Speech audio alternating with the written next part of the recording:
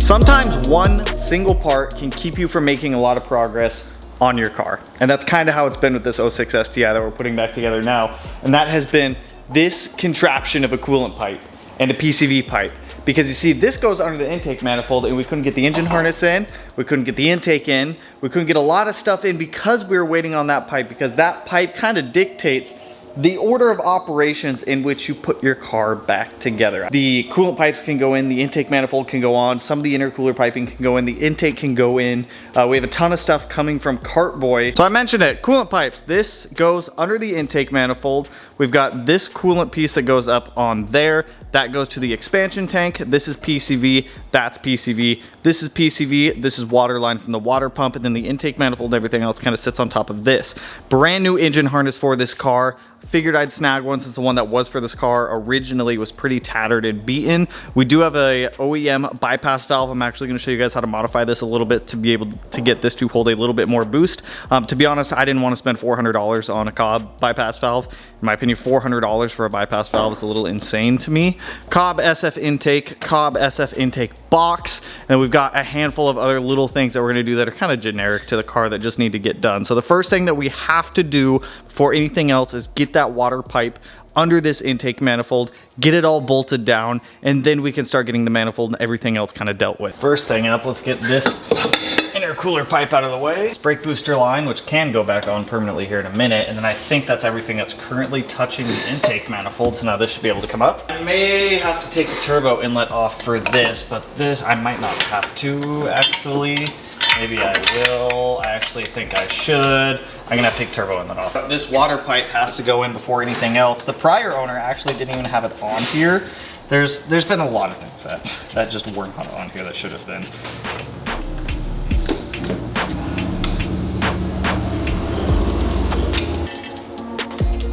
So I can then slide that guy into his home.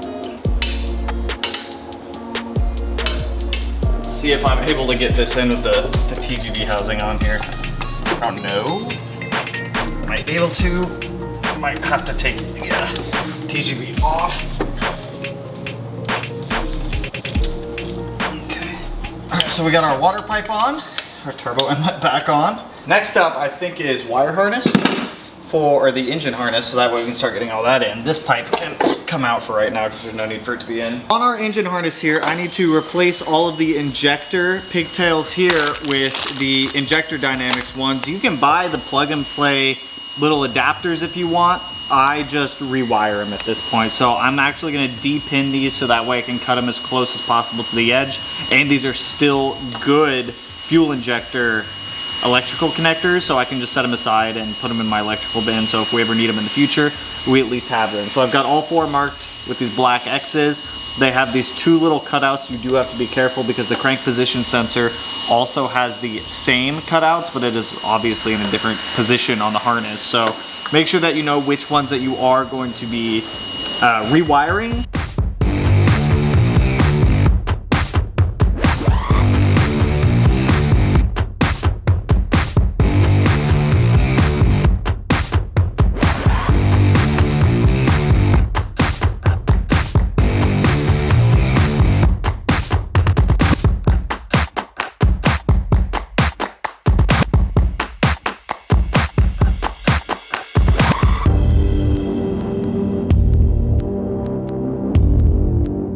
I got our engine harness in.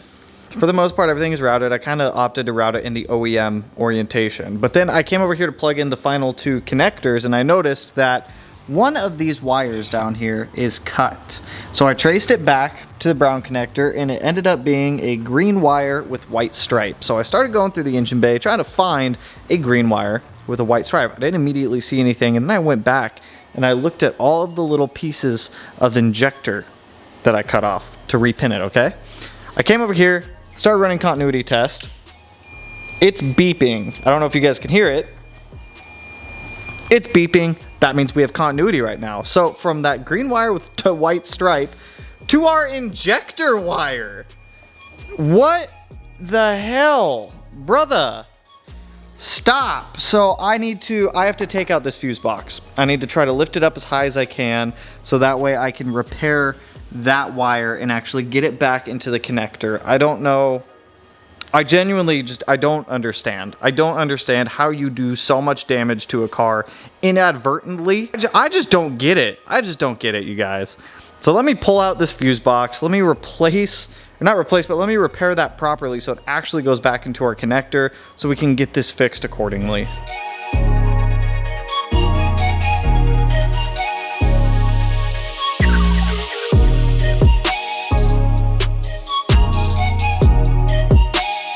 With that beeping, that means we have continuity, and that is back probed from the chassis harness side of the connection to our fuel injector. I don't know, I can't even give you a reasonable explanation for that.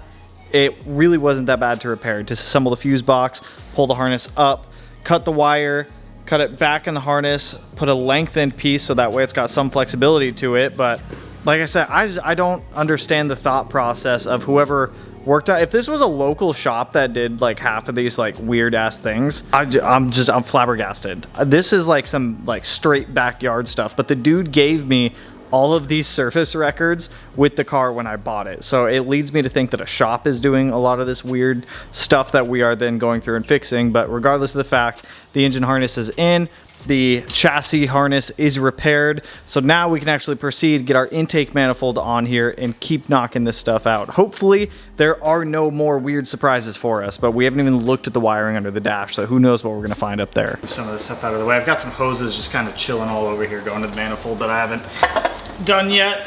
Probably take out these napkins.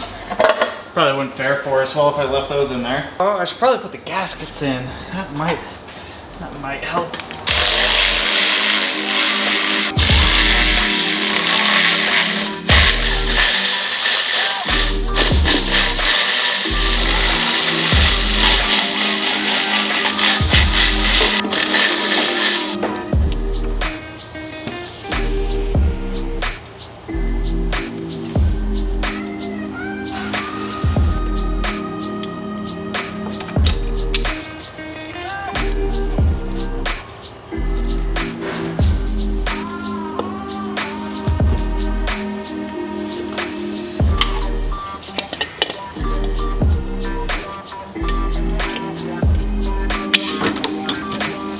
Intake manifold fully bolted on, coolant expansion tank is installed.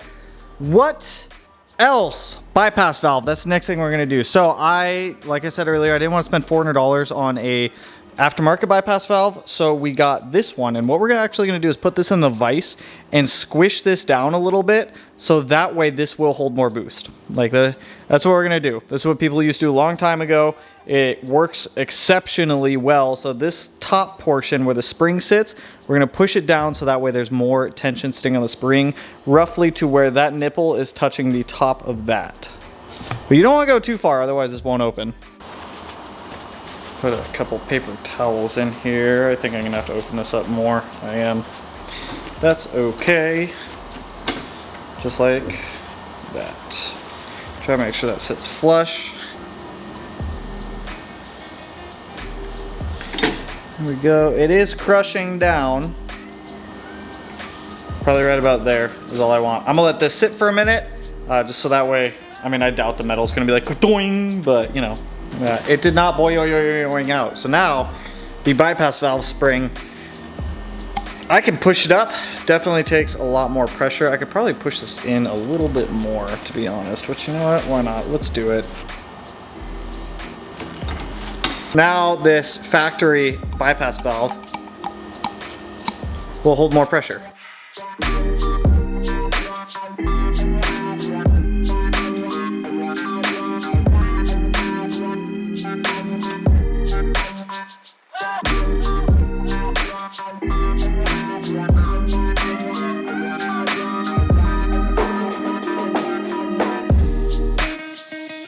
One reason I like the Cobb Air box is you can cut a big hole in the edge of it here, and the intercooler piping with the front mount will still work.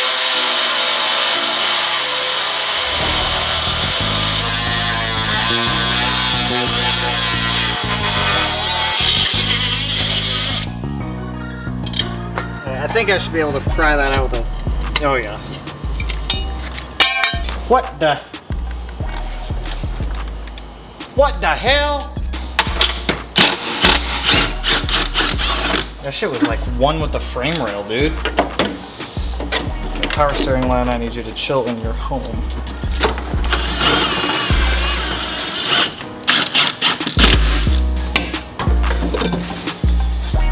Fish all this through. Oh my gosh, there we go. Now that pipe's in. Is that how it goes? No. It's gotta be like that.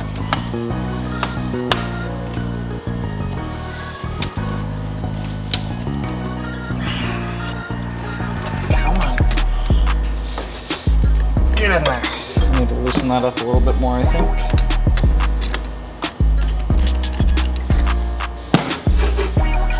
There we go. Filters in. Look at us, you guys. There's a little bracket that's got to go up here also. Look at how complete this is looking. So intake for the most part is in. I do have the box lid obviously not screwed in because I do need to wire up the IAT sensor that's gonna go back there. I need to dig through my hose bin and find the hose clamps for this. I also tossed in the 4-bar map sensor. So whole bunch of little stuff. It all compiles to the big stuff. So we're actually gonna jump over to everything on the table. Now, Mark over at the newly acquired Company 23X Cartboy sent us a whole bunch of Cartboy goodies. So we have this shifter surround. They actually sent 2 of them, one for the RS, one for the STI, 2 of their dead pedals, one for the RS and one for the STI, Cartboy battery tie down, Cartboy pitch stop, rear subframe lockdowns, rear differential bushings, exhaust hangers, and links. 2 of these are for the 06 STI. The other 2, which I want to say these 2 are going to be for our Volkswagen GTI. Pretty sure. I know these are for the GTI. Those are MQB. Which I didn't even know Cartboy made GTI stuff, which is wild. So let's. Oh, they also sent us an alternator cover, but I obviously cannot put that on in this moment because there's no alternator or power steering pump on there. And then a pretty sweet shift knob. I think they only made like 2 or 3 of these, but these things are ridiculously weighted. But it's pretty neat little cardboard shift knob, man. I like this. So let's start running through these goodies. I think we're gonna go under the car first. We'll do the rear subframe lockdown and replace all of our exhaust hangers with some new Cartboy 15mm ones. This will keep our exhaust from moving excessively. I don't know how much of a pain in the ass this one's gonna be. If that's super rusted in there, this is gonna be a little bit of a struggle. This exhaust hanger is held in with a bolt, so we'll see if we can get that out. I'll probably spray it with some PB Blaster to get us started. Like anything that's rusty is just kind of a pain in the butt on this car. Pretty typical of rusty cars though. I mean, it's spinning, but it doesn't feel like it. It feels like it's twisting and it's gonna snap, you know? No, maybe not. Or maybe it is just twisting.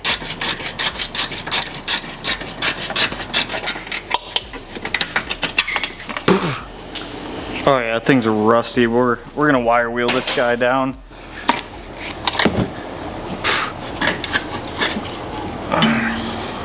This one has a metal sleeve in it. I don't know if I need to transfer that. I feel like I should. There we go.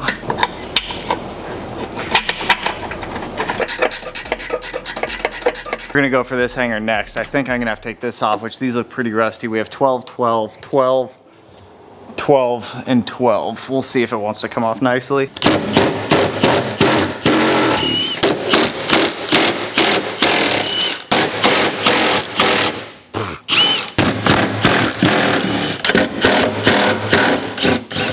Nope.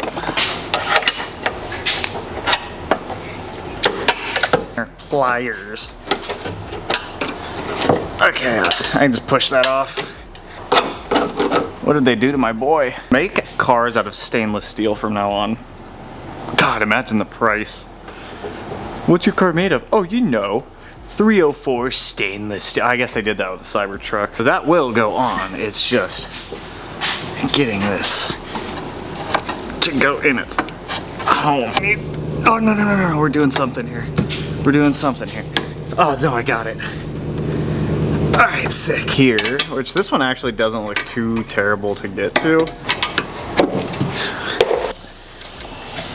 Oh yeah, dude, that one was by far the easiest. Maybe it's because the exhaust is already being pulled up by the rest of the hangers, but dude, look at this. I can take my gloves off. This exhaust barely moves now compared to what it, oh God, I'm shaking the whole car. This exhaust barely moves now. These polyurethane bushings, way better. Compared to like these factory ones, dude, the rubber, you can almost bend them in half. Next up, we've got the Cartboy shifter bezel trim, but I know this is like right in the way. Try to move it somewhat out of the way like that for you guys. So this is actually going to go down here. And this replaces the factory piece right there, and I can actually show you guys that after this. But the reason that you want to do something like this is because the factory one, well, it just sucks. No, I'm joking. The factory one works fine, but when you go to do a short shifter, sometimes there's a little notch on it, and that little notch can get in the way of the shifter assembly. I can't. That's one of those things. I can't believe no one made that for 20 years or whatever. Let's go find your white car. I mean, the only reason that you need it is just to get rid of that cutout that's up there. Yeah, and it looks way better than grabbing that thing with pliers and bending it. I mean, it does. I mean, that's what I did on the factory one at first. I bent mine too. Look at that. So I did want to show you guys this. This is the factory shifter surround metal piece, and there's nothing wrong with this for the most part, but if you go to something like this Cartboy short shifter, this corner up here gets in the way of the shift arm down there. So as you guys can see, I kind of bent mine up a little bit to clear it, but if you don't want that, or if yours looks rusty like this, you want it to look better, you can definitely go this route with this Cartboy one. It is a nice piece, to be honest. I didn't even know they made it till I talked to Mark. They also made like 3 of these heavy Cartboy stainless steel shift knobs, which I actually really like. I feel like I'm shifting with aggression and like power. I like it. I like it. It's got some nice weight to it. I had one of these Cobb Duralin knobs on there before. I like the shape of these. The Cartboy one has the exact same shape for the most part. The ball is a little bit different, but the weight of this, I love way more. I need to get a new e-brake boot. I need a new e-brake boot.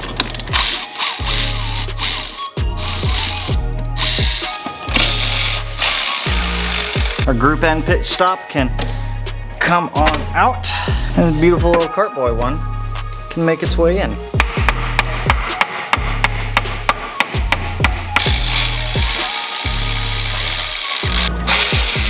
So if you look right down there, we got a nice little Cartboy pitch stop. There was nothing wrong with the group N one, but if they wanted to send one over for us, obviously I'm gonna put it in.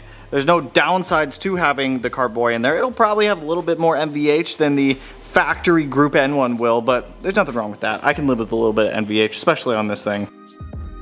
I started going around the engine bay and just knocking out as much of the little random stuff I could think of and I could find that we still had to do.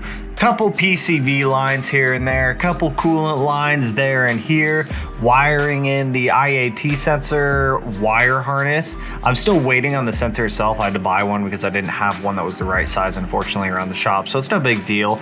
Getting the intercooler intake box lid on, pretty much anything you could think of, I was just trying to get knocked out. I want this thing done. I want it out of the shop. If I can do anything now to save time for later, I'm absolutely gonna do that. I started tackling as much as I could. Come to find out, I wanted to get all the intercooler piping in. I got the battery in with our new Cartboy battery tie down, looking phenomenal. But I went to get the last intercooler pipe in, and this oil fill tube is for my spare parts bin. Come to find out, that is actually for 08 to 14, or 08 plus, and not 02 to 07. You would think that it would be the same, but the 02 to 07 oil fill like this one actually puts the cap over here, and completely different design. So with the oil fill here, it doesn't allow the intercooler piping to go the proper direction that it needs.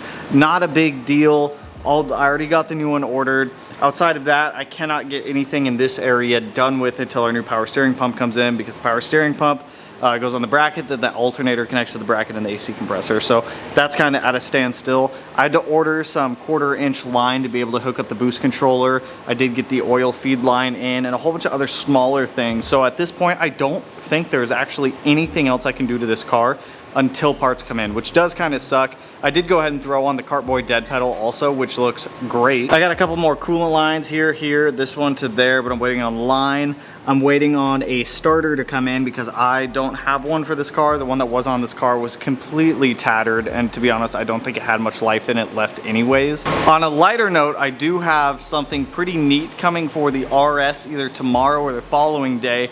We got an actual set of 22B replica rear quarter panels made out of steel. So the fiberglass body kit on the 2.5 RS is going to be coming off. We're actually going to cut out the entire factory panel and then weld in this 22B panels on the rears. Whole reason for that, the steel is going to outlive fiberglass or carbon fiber any day of the week. It'll last years, and it'll last a lifetime. It'll last the life of the car, as opposed to carbon fiber or fiberglass, which will end up cracking eventually. So the steel is definitely the way to go. So the 06 STI is actually almost done. It's just waiting on parts for this thing. Outside of waiting on parts, I mean, all we have left to do is power steering pump, alternator, starter, 2 coolant lines, rear wheel bearings. That is it. Once we get through the mechanical stuff, we're gonna be good to go, but I cannot do anything else until these parts come in. So we are at the mercy of the shipping companies once again, which it's not a big deal. I got other stuff that I can do. I've got a couple of short blocks I have to build, so I might build those in the next couple of days. I may go ahead and clay bar and polish up the 06 STI just to try to clean it up a little bit. I mean, it's still a car that I'm gonna be driving around, and there are some paint defects that I most definitely can polish out on this thing. A couple things are gonna have to get repainted, like the wing and whatnot, but outside of that, that's all I got for you guys on this one. Phenomenal progress on the car. Everything for the most part in the engine is pretty much assembled outside of what we're waiting on. So with that, that's all I got for you guys on this one. If you're enjoying the 06 STI build or anything else we got going on, go ahead and hit that like button, turn it black, blue, green, yellow, purple, silver, cyan, whatever color it may turn for you. And if you're not already subscribed to the channel and you want to be, I'll put it in one of these corners. No idea which one quite yet, but with that, I will catch you guys in the next one. So peace out, homies.